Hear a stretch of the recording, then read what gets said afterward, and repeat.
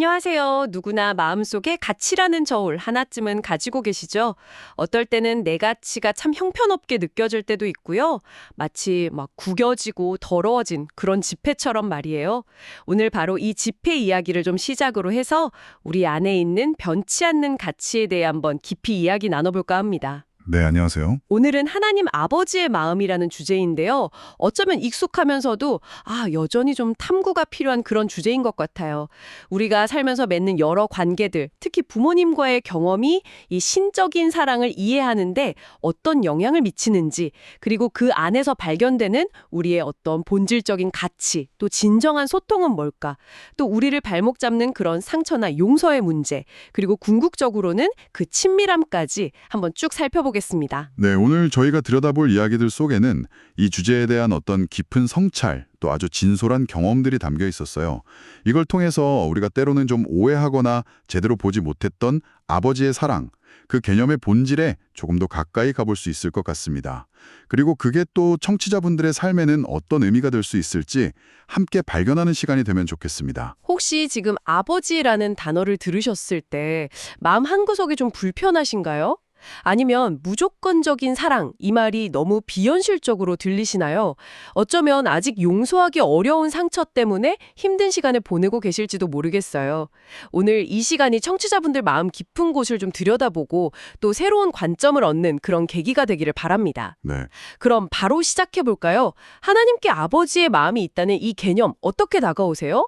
어떤 분은 강연에서 강연자가 자기 딸 이야기를 하면서 하나님의 마음을 설명하는데 자기도 모르게 눈물이 났다고 하더라고요. 아, 그랬군요. 아마 인간 아버지에게서는 좀 온전히 경험하기 어려웠던 그런 깊은 사랑의 울림 같은 걸 느꼈기 때문이 아닐까 싶어요. 네, 그게 바로 우리의 본질적 가치랑 연결되는 지점인 것 같아요. 우리가 하나님의 형상, 그러니까 그분의 그림자로 창조되었다는 거, 이게 핵심이거든요. 한 강연에서 나왔던 100달러 지폐 비유가 참 인상적이었는데요. 네네. 그 지폐 비유요. 네, 그 지폐를 막 구기고 물에 적시고 심지어 흙탕물에 던져서 더럽혀도 정부랑 은행이 보증하는 그 100달러라는 액면 가치는 절대 안 변하잖아요. 그렇죠. 구겨져도 100달러는 100달러니까. 맞아요. 심지어 찢어져도 조각 모으고 1년 번호만 확인되면 여전히 가치를 인정받죠.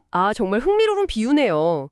그러니까 우리가 어떤 실수를 하든 어떤 상처로 좀 더러워지든 심지어 스스로가 완전히 망가졌다고 느낄 때조차도 하나님이 처음 부여하신 우리의 그 근본적인 가치는 손상되지 않는다. 이런 의미군요. 정확합니다. 하나님은 우리의 그 겉모습이나 실수, 상처라는 흙 너머를 보신다는 거예요. 그 안에 있는 당신의 형상, 그 본래의 가치를 보시는 거죠. 이 가치는 우리가 뭘 잘하거나 못해서 생기는 게 아니에요. 그냥 우리 존재 자체에 주어진 겁니다. 우리의 상태와는 완전히 별개인 거죠. 아이가 밖에서 막 신나게 놀다가 진흙범벅이 돼서 들어왔을 때 부모가 어휴 더러워 넌 내 자식 아니야 이러진 않잖아요. 그럼요. 보통은 얼른 가서 씻어 이렇게 말하죠. 아이가 더러워졌다고 아이 자체의 가치가 사라지는 건 아니니까요. 이것처럼 하나님은 우리의 좀 부족한 모습에도 불구하고 여전히 우리를 귀하게 여기신다. 이 메시지가 참 크게 다가오네요. 청취자분들께서는 이 변치 않는 가치에 대한 이야기 어떻게 들리시는지 궁금하네요. 네, 이 가치를 정말 제대로 인식하는 게 중요해요. 우리가 자신을 어떻게 대하고 또 다른 사람을 어떻게 보고 궁극적으로는 하나님과 어떻게 관계를 맺는지에 아주 근본적인 변화를 가져올 수 있거든요. 그러면 이 변치 않는 가치를 지닌 우리에게 하나님은 어떻게 다가오시고 또 소통하실까요? 흥미롭게도 말이나 언어 너머의 소통 방식에 대한 이야기가 있었어요. 혹시 피지 인사 불라 들어보셨어요? 이게 그냥 안녕이 아니라 생명, 특히 부활한 생명이란 깊은 뜻이 있다면서요. 네, 맞아요. 불라. 죽음에서 살아난 생명, 그걸 축복하는 의미가 담겨 있다고 하죠. 하와이의 알로하 인사도 좀 비슷해요. 그냥 말로만 알로하 하는 게 아니라 얼굴을 이렇게 가까이 대고 서로의 숨결, 하라고 하죠. 그 숨결을 나누는 알로, 행위로 해석될 수 있거든요. 숨결을 나눈다뇨? 네, 마치 창세기에서 하나님이 아담에게 생명의 숨결을 불어넣으신 것처럼 서로에게 생명을 나누는 어떤 깊은 교감의 의미가 담겨 있다는 거예요. 이런 인사들을 보면 언어 그 이상의 깊은 소통이 존재한다는 걸 알 수 있죠. 와, 정말 인상적이네요. 그냥 일상적으로 하는 인사말 하나에도 그렇게 깊은 의미와 축복이 담겨 있을 수 있다니. 성경 시편 19편에도 비슷한 맥락의 구절이 있어요. 언어도 없고 말씀도 없으며 들리는 소리도 없으나 그의 소리가 온 땅에 통하고. 아, 네. 하나님은 꼭 우리가 이해하는 그런 언어나 문자를 통해서만 소통하시는 건 아니라는 거죠. 그분의 존재 자체, 또 이 창조 세계, 때로는 표정이나 분위기 같은 비언어적인 방식으로도 말씀하세요. 그리고 가장 중요한 소통 방식은 바로 사랑 그 자체입니다. 하지만 우리는 종종 좀 다른 방식으로 소통하죠. 분노나 질투, 이기심 같은 걸로요. 사랑 없이 그냥 말을 툭 내뱉고 후회했던 경험 아마 다들 있으실 거예요. 하나님 아버지의 소통 방식이 오직 사랑에만 기반한다는 점. 이게 우리랑 참 근본적으로 다른 지점 같아요. 맞아요. 바벨탑 이야기도 좀 새로운 관점에서 볼 수 있었어요. 보통은 인간의 교만에 대한 하나님의 벌 이렇게만 해석하잖아요. 네, 그렇죠. 높이 쌓아서 하나님처럼 되려고 했다가 벌 받은 걸로. 근데 그들의 주된 동기가 우리를 위하여 그리고 흩어짐을 면하자는 좀 자기중심적인 생각이었다는 점에 주목할 필요가 있어요. 온 땅에 충만해라, 흩어져 살아라 하신 하나님의 계획과는 정반대 방향이었던 거죠. 아, 그렇군요. 그럼 언어를 혼잡하게 하신 게 어쩌면 벌이라기보다는 그들의 그런 좀 폐쇄적인 연합을 깨트리고 하나님의 더 큰 그림, 그러니까 온 땅으로 흩어져서 하나님의 형상을 더 넓혀가려는 그 계획을 이루시기 위한 방법이었을 수도 있겠네요. 언어가 달라지니까 결국 흩어질 수밖에 없었을 테고요. 네, 충분히 그렇게 해석할 수 있습니다.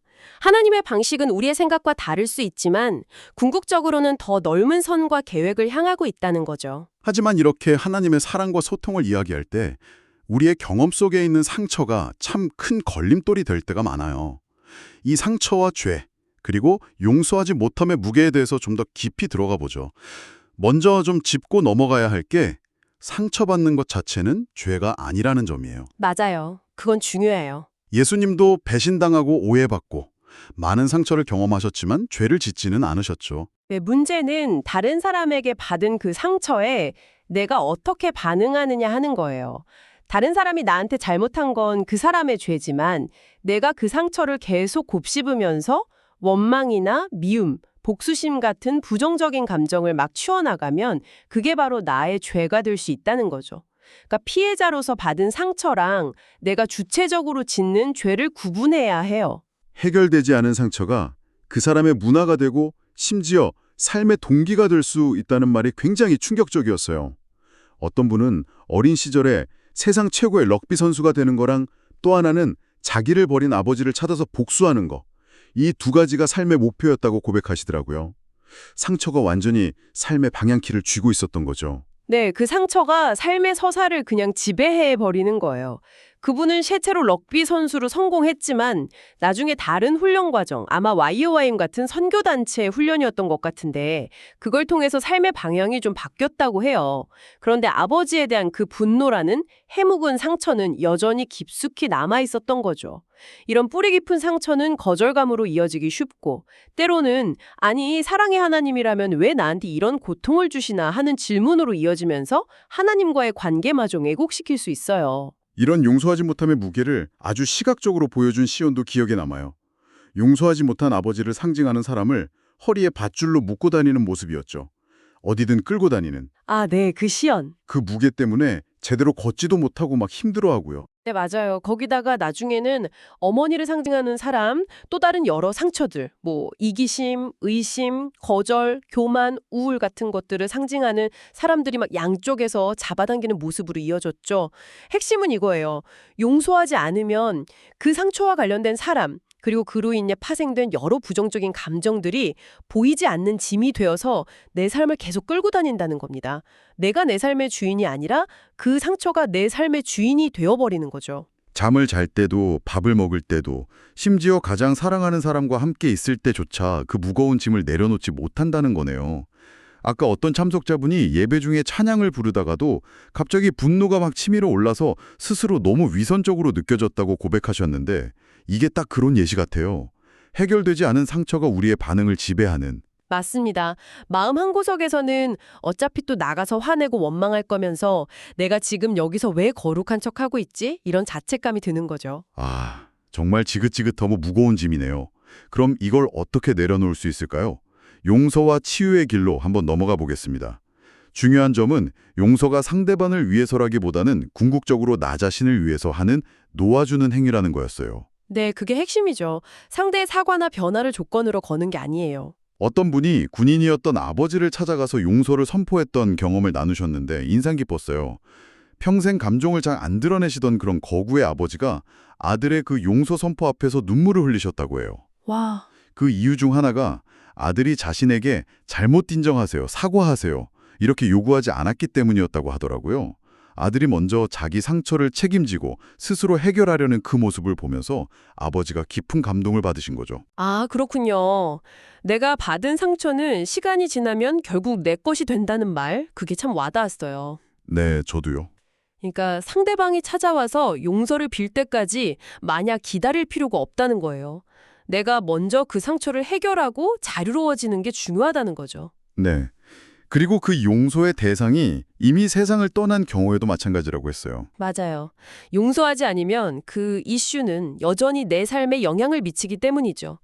중요한 건 그 사람이 아니라 나와 하나님 아버지 사이를 가로막고 있는 그 해결되지 않은 문제, 그 자체입니다.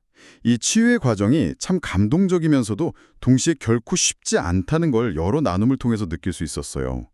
한 분은 성경연구학교 SBS 같은 곳에서 강의를 하다가 한 학생한테 갑자기 어머니를 사랑하세요? 이런 질문을 받고 엄청난 충격에 빠졌다고 해요. 뜬금없는 지문처럼 들렸겠네요. 네, 스스로는 꽤 영적으로 성숙하다고 생각했는데 그 질문 하나가 어머니와의 그 뿌리 깊은 상처를 딱 건드린 거죠. 사사기에 나오는 그 반복되는 죄와 고통, 회개, 구원의 순환 사이클을 가르치면서 정작 자기 삶에도 어머니로부터 이어진 어떤 부정적인 감정의 순환이 있다는 걸 깨달았다고 하더라고요. 아, 그래서 이후에 어머니가 계신 섬으로 단기 봉사활동, 아우리치를 가게 됐는데 거기서 어머니를 찾아가 무릎을 꿇고 그동안 쌓아왔던 모든 상처랑 원망을 막 쏟아내면서 용서를 선포했대요. 어머니, 오늘 제가 가졌던 모든 상처에서 어머니로 완전히 자유롭게 풀어드립니다. 이렇게요. 와, 그 순간에요? 네. 그랬더니 어머니 역시 처음으로 아들을 임신했을 때 두려움이나 어려움을 털어놓으셨고 또 외할머니 역시 10대의 어머니를 임신했다는 사실, 그로 인해 결혼하게 된 외할아버지 이야기까지 나오면서 대를 이어서 반복되던 10대 임신과 그로 인한 상처의 순환고리가 드러났다고 합니다. 세상에. 그는 그날 처음으로 어머니를 진심으로 안아드렸고 그 순간 어깨를 짓누르던 그 보이지 않는 짐들이 사라지는 걸 느꼈다고 해요. 용서가 정말 세대를 저주를 끊는 열쇠가 된 거죠. 정말 강력한 이야기네요. 그런데 동시에 용서가 얼마나 어려운지도 우리가 인정해야 할 것 같아요. 어린 시절 아버지에게 겪었던 학대 기억 때문에 하나님 아버지를 받아들이기가 너무 힘들다고 눈물로 기도 부탁을 하신 남성분도 계셨고 네, 그런 나눔도 있었죠. 또 이혼한 남편을 용서했는데 상대방이 그걸 잘 받아들이지 못하는 것 같아서 힘들어하는 여성분의 이야기도 있었고요. 부모님께 사랑한다는 말 한마디, 따뜻한 포옹 한번 받아본 적이 없어서 사랑받는 것 자체가 너무 어색하다고 고백한 분도 계셨어요. 많은 분들이 용서와 사랑받음의 어려움을 정말 솔직하게 나누셨죠. 맞아요. 작은 상처에도 유독 너무 아프게 반응하는 자기 모습 때문에 무기력함을 느끼고 가족을 정말 사랑하고 싶은데 내 힘으로는 안 돼서 성령님의 도우심을 구한다는 기도도 있었고요. 또 미워했던 시어머니를 위해서 매일 기도하면서 아픈 곳을 만져드렸더니 시어머니가 마음을 열고 예수를 영접하게 되었다는 그런 놀라운 간증도 있었어요. 와, 정말 대단하네요. 이 모든 나눔들이 보여주는 건 용서와 치유가 단순히 우리의 의지나 결단만으로 되는 게 아니라는 거예요. 때로는 정말 초자연적인 도움이 필요하고 성령님의 인도하심에 우리 자신을 그냥 내어 맡기는 과정이 중요하다는 거죠. 두렵고 어려운 감정들을 억누르려고만 하지 말고 하나님 앞에서 솔직하게 다 쏟아내는 게 필요해요. 화를 내도 괜찮고 소리를 질러도 괜찮다고 했어요. 아버지는 우리의 어떤 감정 표현도 두려워하지 않으시니까요. 여기서 한국에서 오셨다는 주영, 태균 부부를 향한 메시지가 특별히 기억에 남아요. 아, 네네. 직접 언급하셨죠. 혹시 그분들의 어떤 결정이 실수처럼 느껴졌을지라도 모든 것이 다 하나님의 계획 안에 있다. 그리고 아버지가 두 사람을 얼마나 깊이 사랑하시는지 그 마음속 생각을 다 알고 계신다는 그런 격려였죠. 관계 회복이 이미 시작되었고 쉽지는 않겠지만 함께 싸워 나가야 한다는 응원과 함께요. 마음속 깊은 소원이나 어려움을 하나님께 표현하는 걸 두려워하지 말라는 당부도 있었고요. 네. 혹시 청취자분들 중에서도 지금 관계의 어려움 속에 계시거나 혹은 자신의 어떤 선택에 대해 후회하고 있다면 이 메시지가 큰 위로와 용기가 될 수 있기를 바랍니다. 그리고 인간의 사랑과 하나님의 사랑, 그 차이에 대한 깨달음도 참 중요하게 다가왔어요. 한 참석자분은 자기가 아버지가 되고 나서야 비로소 아버지의 마음을 이해하게 되었다고 하셨고, 그쵸. 또 다른 분은 아버지의 사랑을 정말 듬뿍 받았는데 결혼 문제로 아버지 뜻을 따르지 않으니까 갑자기 너무 차갑게 변하는 모습을 보면서 큰 상처를 받았다고 했어요. 사람의 사랑은 조건적일 수 있고 변할 수 있지만 하나님의 사랑은 영원하고 변함없다는 진리를 그런 경험을 통해 배우게 된 거죠. 네. 이 모든 용서와 치유의 여정은 결국 우리를 하나님 아버지와의 더 깊은 친밀함으로 이끌어가는 것 같습니다. 그런데 이 친밀함이라는 게 때로는 좀 불편하게 느껴질 수도 있다는 지적도 흥미로웠어요. 아, 맞아요. 그 비유가 재밌었죠. 너무 가까워지면 상대방의 좋은 점뿐만 아니라 약점이나 심지어 냄새까지 맡게 되는 것처럼 내 안에 좀 부족하고 부끄러운 모습까지 다 드러나기 때문이라는 거죠. 양치질 안에서 입냄새 나는 것까지 알게 될 정도로 가까워지는 거, 그게 불편할 수 있다는 비유였어요. 문화적인 배경도 영향을 미칠 수 있고요. 예를 들어 피지 문화권에서는 허그나 직접적인 눈 맞춤, 손잡기 같은 신체 접촉을 좀 어색해하는 경향이 있다고 해요. 혹은 과거에 학대나 상처 경험이 있으면 누군가 그냥 다정하게 어깨를 두드리거나 안아주는 것 자체가 위협으로 느껴질 수도 있죠. 또 때리려는 건가? 하는 그런 방어 기제가 먼저 작동하는 거예요. 그런 경험들은 하나님 아버지께서 사랑으로 다가오실 때조차도 좀 불편함이나 거부감을 느끼게 만들 수 있겠네요. 맞습니다. 하지만 중요한 건 허그나 손잡기 같은 그런 겉으로 드러나는 표현 방식 자체가 아니라 마음의 태도예요. 그리고 우리와 하나님 아버지를 연결하는 완벽한 다리가 바로 예수 그리스도이시라는 거죠. 예수님과 가까워질수록 아버지와도 가까워질 수밖에 없어요. 예수님은 나를 본 자는 아버지를 보았다고 말씀하셨고 그분 안에는 아버지에 대한 어떤 부정적인 감정이나 왜곡된 시선이 전혀 없었으니까요. 그렇다면 핵심 질문은 이거겠네요.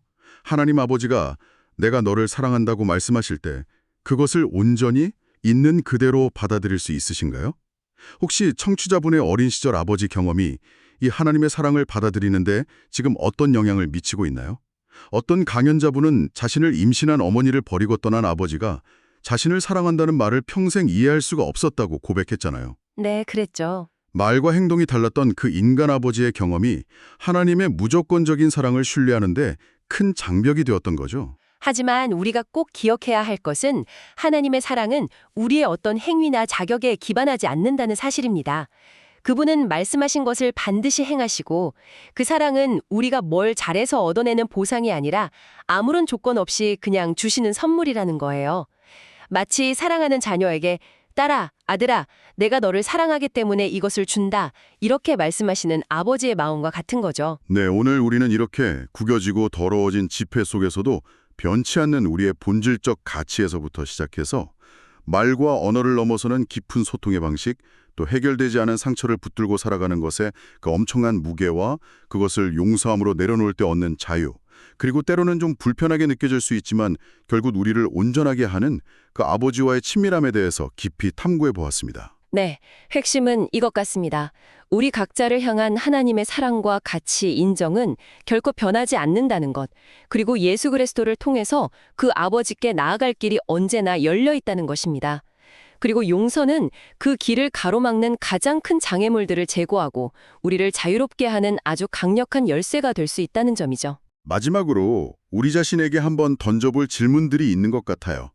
하나님이 당신이 어떤 일을 하든 또 어떤 상태에 있든 상관없이 당신을 무조건적으로 사랑한다고 말씀하실 때 당신의 마음속 첫 반응은 무엇입니까? 그리고 당신이 경험한 육신의 아버지에 대한 관점이나 기억이 지금 하늘아버지를 알아가고 그분의 사랑을 받아들이는데 현재 어떤 영향을 미치고 있나요? 이 질문도 중요하죠. 오늘 나눈 이야기 속에서 용서는 마치 등에 지고 있던 그 보이지 않는 무거운 짐, 즉 용서하지 못한 사람들과 그로 인한 상처들을 내려놓는 행위로 묘사되었잖아요. 네, 혹시 지금 당신이 지고 있는 그 보이지 않는 무게는 무엇인가요? 그게 사람일 수도 있고 어떤 과거의 사건일 수도 있고 혹은 스스로에 대한 실망감일 수도 있겠죠. 그것을 내려놓는다는 것은 당신의 삶에서 구체적으로 어떤 모습일지 한번 상상해 보시면 어떨까요? 또 우리는 상처가 어떻게 세대 간의 부정적인 순환고리를 만드는지도 보았습니다. 혹시 당신의 삶이나 가정 안에 끊어내기를 기다리는 그런 반복적인 패턴은 없는지 한번 살펴보시는 것도 좋겠습니다. 한 참석자분은 자신에게 상처 준 사람 역시 하나님의 사랑받는 자녀이고 그들에게도 나름의 상처가 있다는 걸 깨달았을 때 비로소 긍휼의 마음이 생기고 용서할 힘을 얻을 것 같다고 고백했어요. 어쩌면 그 긍휼함이 용서의 시작일지도 모르겠습니다. 네, 오늘 이 깊이 있는 나눔이 청취자 여러분 각자의 여정에 의미 있는 성찰과 또 작은 변화의 시작점이 되었기를 진심으로 바랍니다. 다음 시간에 더욱 흥미로운 탐구로 다시 돌아오겠습니다. 감사합니다. 감사합니다.